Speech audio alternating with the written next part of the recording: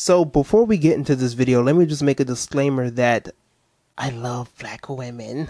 Oh, Mr. Tyrone.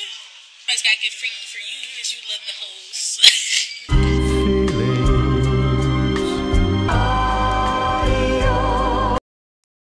What's good, everybody? If you're a first time viewer of my content of this video, make sure you like the video and subscribe to my YouTube channel. Today we are watching a video from some brothers. Shout out to them and their content. Not for Nothing podcast. We are going to analyze and dissect this narrative that is constantly pushed on social media concerning black women and how nobody's there for them and all this other type of stuff and the victim blaming mindset. We're going to deal with that victim blaming mindset shortly, but till then, let's get into it. True words. It's black women who are the advocates for everyone, but everybody treats them like.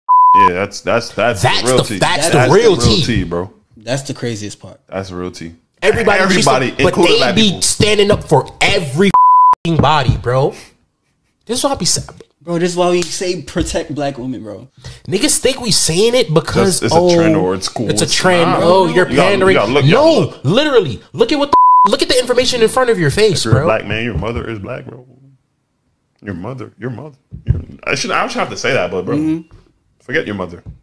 Everybody you know when you fuck with this woman is you're black. You're black.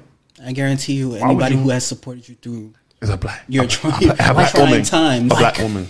A black woman. I don't know, man. So I saw a lot of women when I saw this video. I saw this video back in April, and I have the date, April 15th. And I remember seeing a lot of women repost this on TikTok. I saw a lot of women posting this even on my side of social media. And it's a very emotional narrative that a lot of women feed into without thinking critically, because a lot of them feel like because what they see on social media is reality. And so on social media, what's being shown is that black women are for everybody else. They're on the front lines. I don't know what front line they're on. You ever hear some of these women on the front line for black men?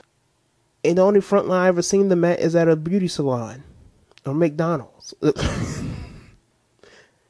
But I digress. My point is that there's a narrative where you have these women here who will victim blame, right? And this isn't to disregard or to look over or to ignore issues that concern black women. However, if you're going by a narrative where black women stand up for everybody and they're not getting the same energy in return, they may be investing their energy into the wrong ideologies and into the wrong people. How is it that you can say that black women stand up for everybody, but nobody is standing up for black women? Who are these specific categories of black women that are standing up for everybody? 2, none of them have ever been down for them. So what is their motive for being for everybody else? I think that's even more of it's more than just a black woman issue. It's a black people issue. We like to put everybody in front of us and then complain why we're last. We keep letting people pass us in the line. You remember back in school, like we have a line leader, right? We have somebody in the front, somebody in the back. Line leader, we be over here crossing lines and passing people, all this type of stuff. We were getting our feelings if somebody tried to pass us in line.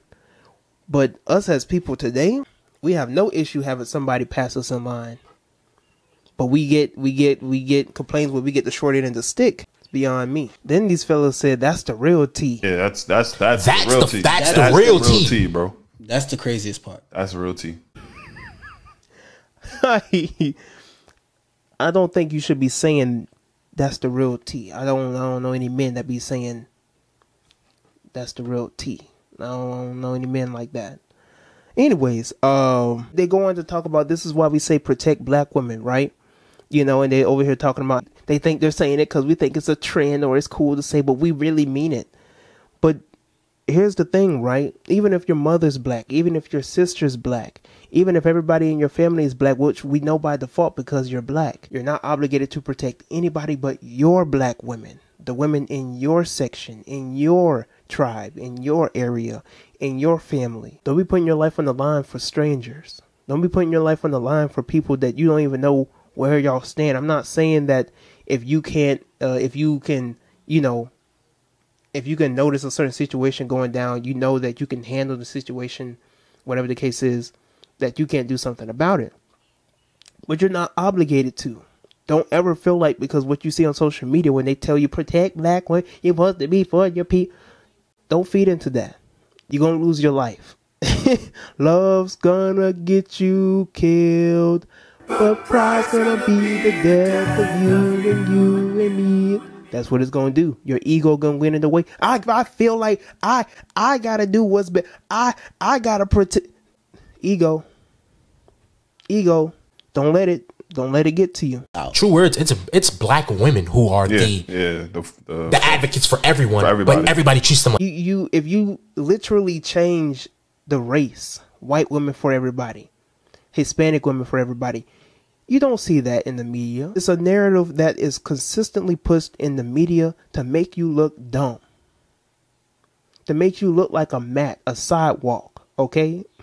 That's what it's there to make you look like. And you feed into it. Go out in these protests and these marches, singing these chants, these affirmations.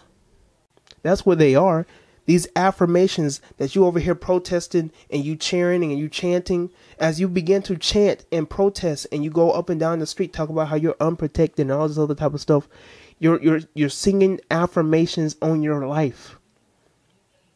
Negative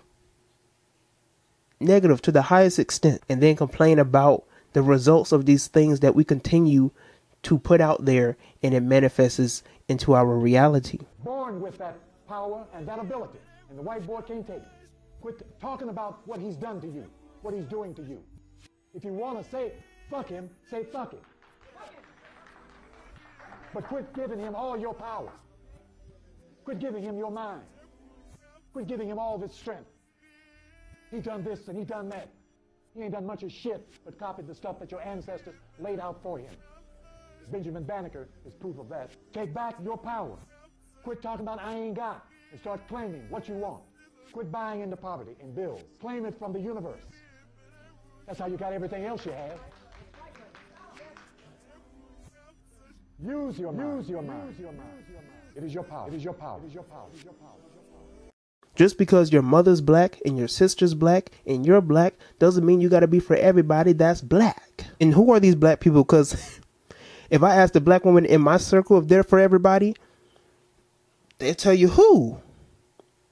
Who for everybody? I ain't for everybody. That's what they gonna tell you. The black woman that I know, everybody, who is everybody? It must be my kinfolk in them. This narrative has to stop. Okay, I ain't gonna say this is left wing liberal. I ain't getting political. This is just nonsense. Respectfully, all right. I have nothing against the podcast. Shout out to them. You know, no man should be out here pandering to women to that extent. I gotta say though, you know, Derek Jackson did his thing. There's somebody else recently out here, pastor something. You know, he's doing his thing, getting money from women. I gotta say, the biggest occupation on social media is to pander to black women. I mean, look at Sean King. Jesse Williams could have did it if he wanted to. He probably did. Colin Kaepernick. You know what I mean? So, I mean, the biggest occupation that you could ever have on social media is to pander to black women. It's beyond me. But share your thoughts concerning home matters at hand in the comment section below. Let me know how you personally feel about this whole issue at hand, personally and respectfully, in the comment section below. All right. Make sure you like the video, subscribe to my YouTube channel, and share this video with other people. Until next time, I'm Tyrone, and I am